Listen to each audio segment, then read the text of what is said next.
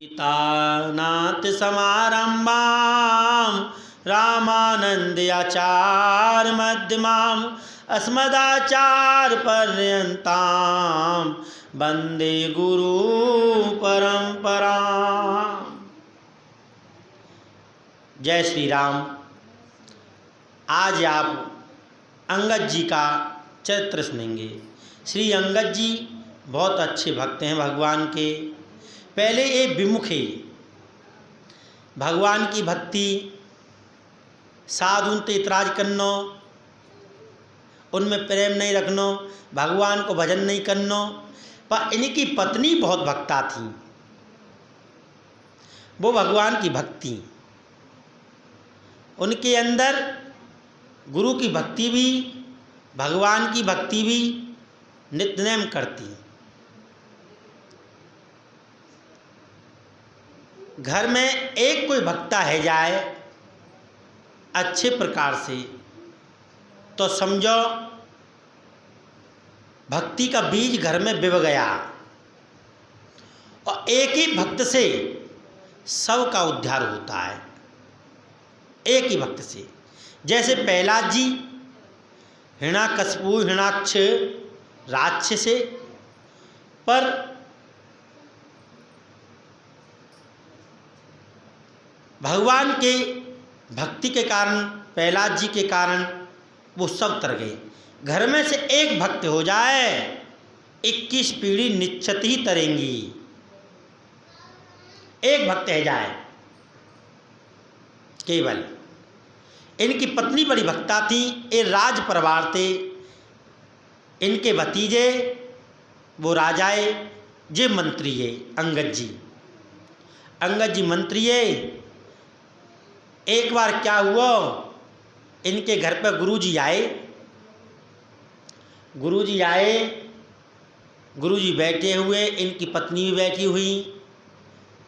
इनकी पत्नी जी ने कही, अपने गुरु से विनती करी, गुरुदेव भगवान, आप भगवान की कछु कथाएं, भगवान की लीला हमें सुनाओ।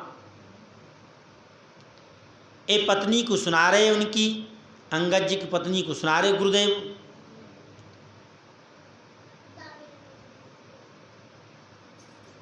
अंगद जी की पत्नी को सुना रहे। इतनी देर में ही अंगद जी आ गए। अंगद जी ने आकर के देखे कि संत बैठे हो। अरे वानिकी, ये कौन बैठो भाई, कौन मोड़ा महात्मा बैठो है। थोड़े अपशब्द किए। पत्नी को बड़ा दुख भयो कि मेरे गुरु की निंदा करी है इनने। हर गुरु निंदक दादुर होई, जन्म सहित तन पावे सोई। जो कोई गुरु की निंदा करता है, भगवान की निंदा करता है, वो क्या पाता है? दादुर होई, मेढक का शरीर, मेढक का तन पाता है। गुरु की और भगवान की निंदा कभी नहीं करनी चाहिए और ना सुननी चाहिए। चाहे घर में पति करे, चाहे बच्चा करें, पर गुरु की निंदा नहीं सुननी चाहिए। चाहे स्त्री करे, कोई भी करे घर में, पर गुरु की निंदा नहीं सुननी चाहिए। जे सठ गुरु सुन ईर्षा करई, रो रव नरक कोट जुग परई। करोड़ों युगों तक नरक भोगना पड़ता है जो अपने गुरु से निंदा करता है। कभी भी गुरु से निंदा नहीं करनी चाहिए। गुरु की निंदा सुननी भी नहीं चाहिए, करनी भी नहीं चाहिए। कोई अगर गुरु की निंदा करता है तो वहाँ तो उठ के चले जाओ। रामायण कहती है वहाँ से उठ के चले जाओ, या उनको तुरंत ही जवाब दो, कर्रा सा जवाब दो, उसकी बोलती बंद है जाए। अब गुरु को बुरी लगी, गुरुदेव उठ के चले गए। अपमान किया उन्होंने, उठ के चले गए। पत्नी, इनकी पत्नी को, अंगद जी की पत्नी को बड़ा दुख भयो। उन्होंने खटपाटी ले जा कर के बैठ सो गई। अन्न जल त्याग दिया। कहा मैं अब अन्न जल नहीं ग्रहण करूंगी, न जल पीऊंगी, न अन्न पाऊंगी। और जा कर के एकांत में डर गए। डर गई तब अंगद जी आए। अंगद जी ने आकर के अपनी पत्नी से कहा, प्रिय आप ये कैसे डरी हैं एकांत में? इन्होंने कहा, हमसे आप मत बोलो, हम आपसे बोलना नहीं चाहते। क्यों देवी? इसलिए बोलना नहीं चाहते कि आपने हमारे गुरु की निंदा करी है और आप जबरदस्ती करेंगे बोलने में उसमें तो मैं अपने प्राण त्याग दूंगी।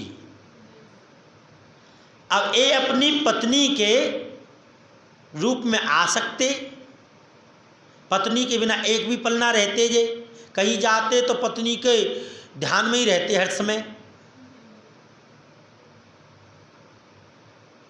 पत्नी ने इनको अपना मुख नहीं दिखाया, ये बार बार पत्नी के चरण पकड़ ले करें।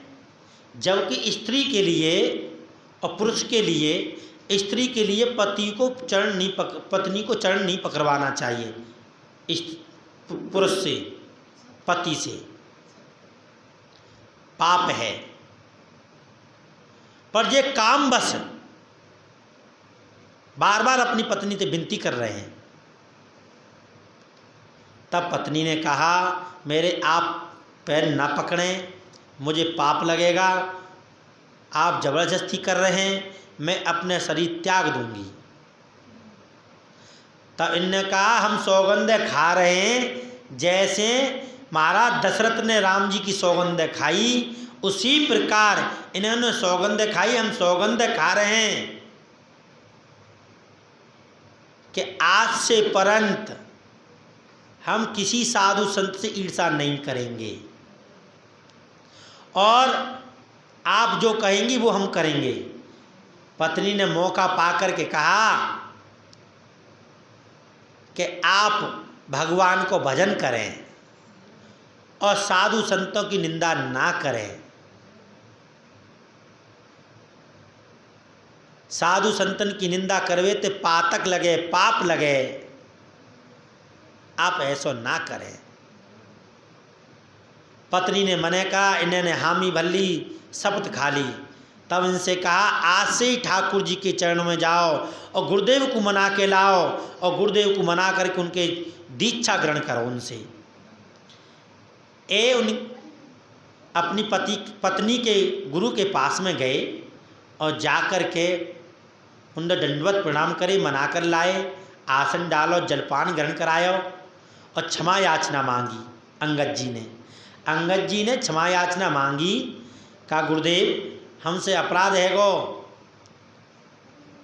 अब हमें आप क्षमा करें, दीक्षा दें हमें और दीक्षा लेकर के हम आपको भजन करें, भगवान को भजन करें। गुरुदेव ने दीक्षा दी, सब संस्कार इनके किए और भगवान को भजन करने को आदेश दियो। अब तो संतन की और भगवान की सेवा करें, भगवान के समर्पित है गए। एक बार क्या हुआ, एक राजा ने इनके राज पर चढ़ाई करने को आयो। इनके राजा ने अंगद जी के भतीजे जो राजा थे, उनने इनको आदेश दिया अपने चाचा को कि आप जाकर के सेना ले जा कर के उस राजा पर चढ़ाई करो, उसको माल आदि सब लूट लो। चढ़ाई किए अंगद जी और जा कर के सेना आदि को मार करके और उनको सामान लूट लिया, कचूबंदी बना लिए, सामान लूट लियो। बार राजा के मुकुट में 900 मोहरी और एक हीरा, और हीरा अमूल्य या को कोई मूल्य नहीं। इन्होंने मोहर बेच करके साधु संतन को जमा दिया, कछु सेना को दे दियो, राजकोष में जमा नहीं किया। अंगद जी ने राजकोष में जमा नहीं किया। कछु चुगलखोर ने आकर के इनके भतीजे राजा से कह दी कि आपके चाचा ने अमूल्य हीरा अपने पास में रख लियो है। और मोर है काई उनने बेग के साधु संत जमा दिए और कछु सेना को बांट दियो है। और राजकोच में कछु जमाए नाई करो इनने। राजा ने संदेश भेजो अंगद जी के पास में कि आप सब धन रख लो, जो हीरा लाए हैं वो हीरा हमें दे दो। इन्होंने वो हीरा जगन्नाथ जी के लिए, ठाकुर जी के लिए रखो। उन्होंने वो हीरा लूटते ही और ठाकुर जी के ही नाम को रख दियो वो हीरा ला करके घर। अब तो सब ने समझाए पर ये हीरा नहीं दे। राजा को संदेश भी आया, उन्हें राजा को संदेश नहीं मानो। माने का अब तो ठाकुर जी को हीरा है को मैं कैसे दूं, ठाकुर जी तो दोष है जाएगो। मैंने ठाकुर जी के लिए संकल्प कर दिया है। जाकर के अपनी सेना भेजी राजा ने और जे वहाँ से भागे जाकर के वो हीरा इन्होंने और नदी में फेंक दिया। कहा प्रभु हे जगन्नाथ, हे करुणा के सागर, ए हीरा आपकी वस्तु आप ही स्वीकार करो, आपके समर्पित है। तुम्हें वस्तु गोविंद समर्पे, तुम्हारी वस्तु तुम्हें ही समर्पित है। हीरा ठाकुर जी ने, जगन्नाथ जी ने 700 कोस लंबो हाथ कर दिया और नदी से हीरा निकाल लियो। सेना ने समझो हीरा नदी में गिर गो है। अजय वापस आए। अब चाचा लगते हैं। तब इन्होंने राजा ने और अपनी बुआ ते कही, बुआ भी इनके पास ही रहती, कि चाचा ने हमारे ने अपराध किया है और हमारे दादा ने आपके लिए भी ज़मीन दी, वो ज़मीन भी चाचा ने रख ली। और राज हम आदो जो माल लूटो है राजा को, वो माल हम आपको देनो आदो देनो चाहते, वो चाचा ने हड़प लियो है। आपको भी हिस्सा और राजकोष को भी हिस्सा और हमारा भी हिस्सा, सब इन्होंने हड़प लियो है। इन्होंने अपनी बुआ को सिखा दिया। लोभ के कारण बुआ आ गई लोभ में। उन्होंने कहा चाचा को मार दिया जाए कैसे भी, आपके पास ही भोजन पावे, आप उनको कैसे हूँ और जहर दे दो भोजन में। अब बुआ की एक बेटी और ही, वो उस बेटी के, अंगद जी बेटी के अपनी भतीजी के बिना भोजन नहीं पाते, छोटी सी। अब अंगद जी की बहन ने विष मिला दिया भोजन में और विष मिला करके अंगद जी आए, अंगद जी को पवाबे को कह दिए। इन्होंने ठाकुर जी को भोजन लगाया, प्रसादी लगाई, प्रसादी लगा करके भगवान को आह्वान करो और ठाकुर जी ने प्रसाद पावे को तैयार भई। अब क्या हुआ, इन्होंने सुध आ गई कि भतीजी नहीं है। उन्होंने कहा अपनी बहन से कि भतीजी कहाँ है, बेटी कहाँ है, उसको लाओ, भोजन पाएगी मेरे साथ में, रोज पाती, आज कहाँ है।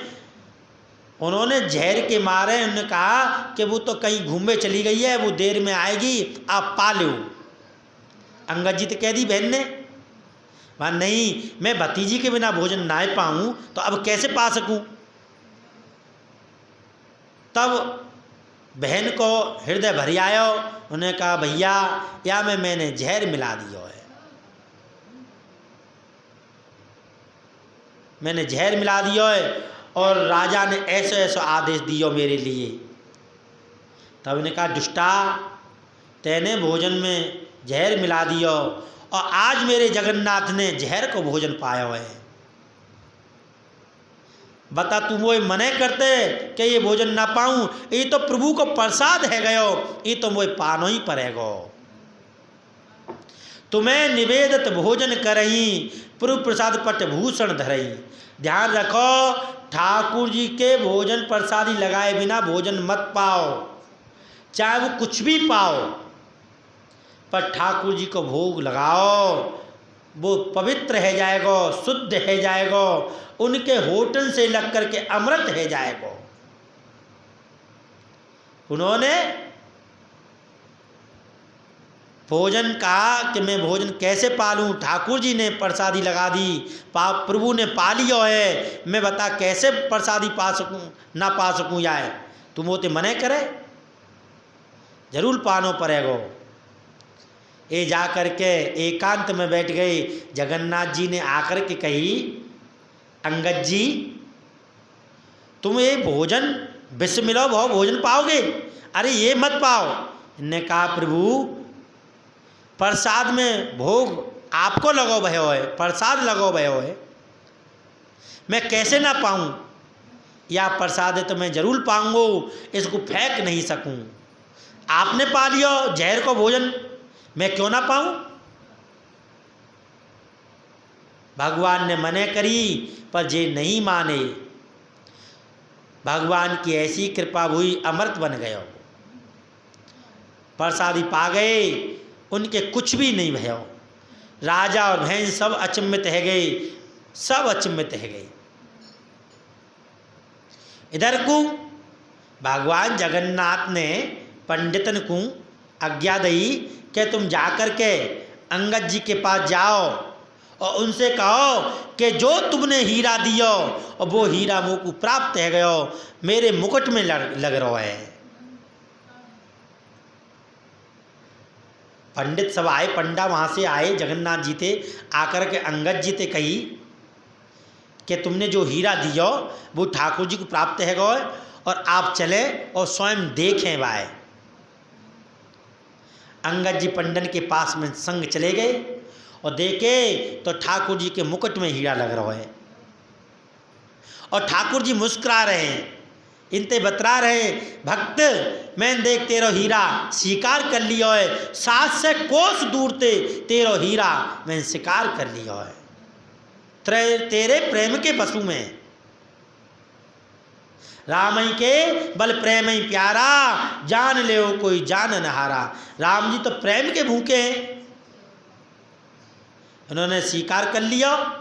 इधर को राजा को मालूम भई, राजा ने तुरंत ही पंडाओं को भेजो और अपने मंत्री संतरी सब भेजे, जाकर कहा चाचा जी को बुला के लाओ, हम ते अपराध भयो है और भगवान हम ते कहूँ रुष्ट ना है जाएं, सो हमें दंड दें, और भगवान अपने भक्त के दुखते दुखी होएं। सुन सुरेश रघुनाथ सुबाऊ और निज अपराध रिसे नहीं काऊ, जो अपराध भगत कर करई, राम रोष पावक सोई जरई। ए महिमा जाने दुर्वास्या, लोको वेद विदित इतिहासा। दुर्वासा जी महिमा जानते भक्त की। इन्होंने जाकर के चाचा को बुलवायो, सम्मान सहित इनसे क्षमा याचना मांगी, इन्हें क्षमा याचना कर दिए और उपदेश दिया कि साधु संत और ठाकुर जी की सेवा करो नित्य नेम। जय श्री राम।